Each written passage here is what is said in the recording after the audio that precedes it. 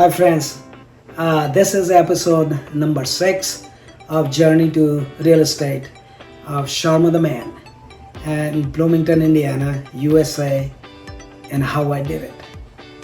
I'm also going to talk about a lot of things about real estate.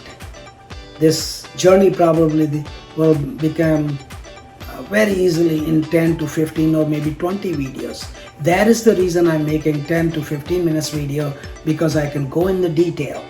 First I'm sharing my experience, then I'm going to tell you also about what real estate does, how real estate can make somebody very successful, how real estate is viewed as wealth, what it does to your legacy, what it does to you and to your family, how you generate income for generation after generation, and how one mistake in real estate can cost you also a lot of headaches and a lot of money too. So this is not baby's game.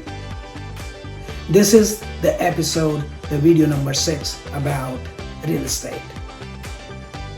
So now in last video I told you that how I bought a 211 East 15th Street house, 3-bedroom house and 1 bath, and I was in 1991, and then now I'm going to tell you how I bought several houses and how I did it. So this is the key. Now very first thing happened, I was a senior in college, and as soon as I bought a house, and then I had to solve the problem. Now it's my baby, and I had absolutely nothing, no knowledge about real estate at all. So when John sold me a house, John had the city inspection done, and city inspection, what they do actually, the city wants to make sure that all these rental houses are habitable. So people the renters are in a comfortable place. So the landlords have to follow guidelines and codes the city has. So before John sold me the house, he told me that there was a city inspection was done by the city of Bloomington, and they wanted John to upgrade the electric panel. It had a fuse box, which is actually round fuse. If there's a fuse goes out, then you have to put a new fuse into it, and there was just a glass fuse with round a little fuse about the diameter of about an inch and a half or so. And then city of Bloomington had a code that you have to replace that electric box to a new breaker box, so that if somebody changes the fuse, they would not touch the wiring, or they would not touch that hole where the fuse goes in and get electrocuted or get a shock. So now John hired electrical company, but in the meantime he already sold me the house. Now this becomes my problem to have the electrical panel changed from fuse box to a breaker box. So the electrician came and he changed the fuse box to the breaker box. It was nice and clean and everything. But what he did actually in the meantime, he ripped the wall.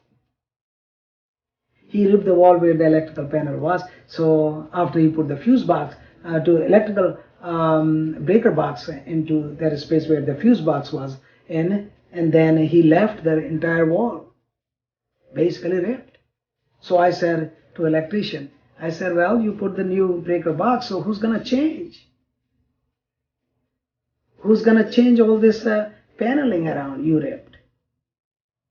And he said, well, listen, you're a new landlord. And I said, of course I'm a new landlord. And he said, well, since you own the house, you're going to do it. Well, that just basically shocked me. I did not know how things worked in the United States. Well, if somebody would tell me now, then it would be a different story. Back then, I did not know whether the electrician was supposed to do the carpentry work or not. But now if somebody would tell him, then I would just tell him that you fix it, because since you ripped it, right? But then I didn't know anything about it, so I didn't want to go into argument or anything. I just said that, okay, you tell me how I'm going to put this paneling back together. So he said, let me finish the job. He finished the job, and he said, well, give me a piece of paper and pencil. I said, I don't have a piece of paper and pencil. Why don't you write down on a piece of paper if you have one? So he brought the piece of paper and a pencil, and he started writing down what I needed to repair the wall. So very first thing he writes down on a piece of paper, 2 multiplied by 4 equals 10. 2 by 4 equals 10. And I stopped it. I said, listen, 2 by 4 is 8. It's not 10. And he just looked at me and chuckled. He said, young man, you don't know. You have long ways to learn how the construction is done in the United States, in America. But take this list. You need a circular saw, you need the screws, you need a hammer, you need sawhorses and all that. And he said, well, 2 by 4 equals 10. You need 10 pieces of 2 by 4. 2 by 4 is actually a board. 2 inches thick, 4 inches wide, 8 foot long. So he wrote down 2 by 4 equals 10. That was my introduction to carpentry. I had no clue. Well, I went to a store, the list they gave me, and I said that I showed this list to hardware store and they will give you everything. Sure enough, when I went there, I took it to the commercial desk where they sell the construction supplies to construction people, professional people, and then they put everything together, the kit for me, and then I brought the kit to the 211 East 15th Street, and somehow I put the wall together myself.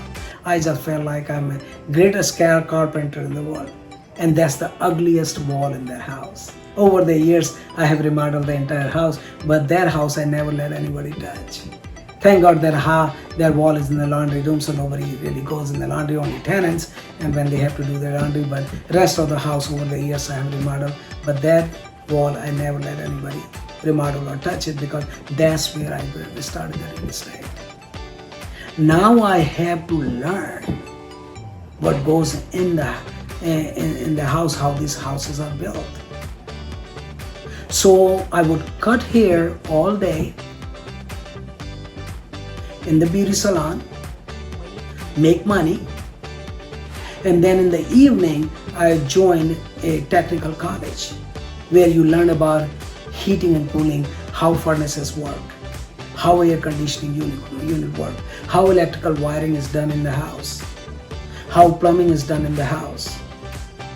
I did not want to become a construction man, but when you are in a business, you have to know everything about the business. This is how you learn business. And like I said in my video, that I'm a hands-on guy, so I want to learn and I want to make sure I know everything before I would hire somebody, or if somebody would ask me any amount of money, I should know the prices, because that's how you learn. So I forgot about chemistry. Chemistry gave me a confidence, but I started learning now real estate. Nobody taught me real estate. I had to learn everything myself, because my heart was there, my money was involved there, my passion was there, my entire body, my everything was there, because I knew that now I found my legs. I found my niche. This is where I know that I knew right away that this is where I'm gonna grow. And this is where I have to put my entire energy into. So I will cut hair in the beauty salon where I was renting a chair, paying weekly rent to a lady who owned the salon, and in the evening I will go to classes and I will take heating and cooling classes. Now I was only foreign guy in the class. Rest of them were just American kids. Those American kids were handyman people who were actually during the daytime they had jobs working as a handyman, working for the different companies, and in the evening they were just learning about heating and cooling. And the reason I want to learn heating and cooling, because heating and cooling furnace involves a little bit of plumbing and a lot about electrical wiring. How the wirings are connected with the electrical panel and the house, just the basic. I was not trying to become a heating and cooling guy either. But here I was among the guys who had all this work experience. They're out in the field working every day. So I thought that this is the best thing I can do. Make friends with them. And I'm different. I was different, and they were all local guys. So they did not know how to connect with me, and I really did not know how to connect with them either, because it was just a working class people, and I had no idea how I'm going to connect. So what I used to do, I made one friend. And my teacher in their school was highly impressed by me because he thought that I was something great. You know, I have a degree from Indiana University in chemistry and all this and that, and I was nothing. I was just another guy. But my teacher thought that I was something big. And those guys also respected me. Not just because of my degrees or diplomas, it's nothing. It's just that I wanted to become one of them. And I have a very good way of basically mingling with people. And also I know, since I grew up in the streets, that how to be part of whatever situation I'm in. So I made friends with them. So in the evening after the classes, you know, they would ask me, you know, about myself. Then I tell them, you know, that I have rental house and all this and that. So some of them offered help. They said that, well, if I pay them, they will do some work for me. So I started hiring them. But I continue to work, continue to deliver pizzas full time, continue to cut hair full time, and I forgot about chemistry. And I continue to save money. So whenever I would hire these guys, I will observe them, I will watch them, what tools they are using, and how they are doing building something, or how they are repairing things. And in the evening, every other day, part-time, I was taking classes at Ivy Tech. So I'm learning from everywhere.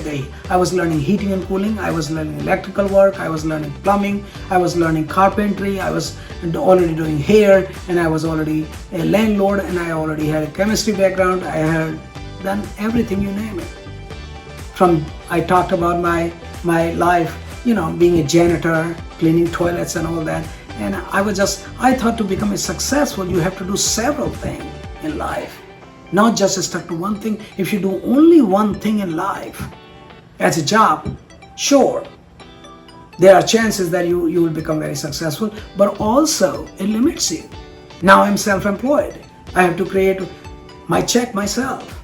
Even though I had these other jobs too, but my goal was not to stick to the job or anything. My goal was just to take myself to a different level. So I'm learning everything. Then one day, one of the guys said that, well, the best way to learn, Sharma, is that we are building a house. You just come to the house and offer your help. So I thought that was very good. That was a great idea. So I will take time off from here and there and go and visit my friend. And they are building a house, and that's where I started learning really, because they were building a house from bottom up, from foundation up. So that's where I started learning what tool they use, what we still don't use. But a lot of guys I did not know them personally, so I wanted to be friends with them also. Well, I didn't chew tobacco. There is a Skoal tobacco, there's a round container, and back in the days, there were a lot of construction guys used to chew tobacco, and that is called Skoal.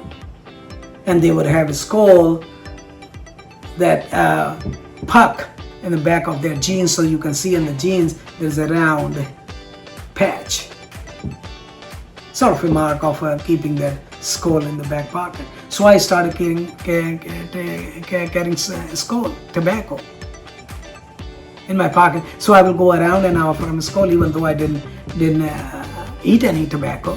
I thought that this is the way to make friends, and they would just laugh. And you know, to make a friend with somebody, you know, you have to do a couple of things. Very first thing, you introduce yourself, and then do something funny so they would not forget you. Well, I have things against me that I'm an international guy, I'm a foreign guy to them. And also, they're in construction, they have just entirely different lifestyle than what I had. I was no superior than them at all. Actually, they were superior to me because they had knowledge. But they were so happy that I was willing to learn everything. And that's where I started learning that how the houses were done. And that's where my real knowledge about real estate started coming. In my next video, I will talk about then I hired somebody to do a big project, and that's where I also learned about what tools to use, and I started doing things myself too. And in anything in life, when you start doing things instead of thinking about doing things, you might as well just go ahead and do it. You will make a few mistakes here and there, but don't worry about your mistakes. Everybody makes mistakes, but do not quit. Do not get disheartened. Do not make your heart feel weak.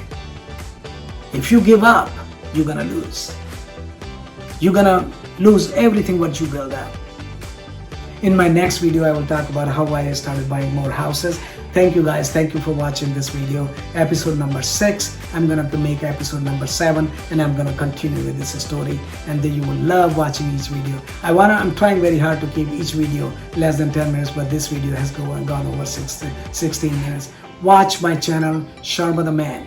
Sharma the Man on YouTube. Thank you again watching this video, episode number 6. Next video is going to be episode number 7, and I'm going to continue to talk about this story. Thank you very much for watching it. Adios.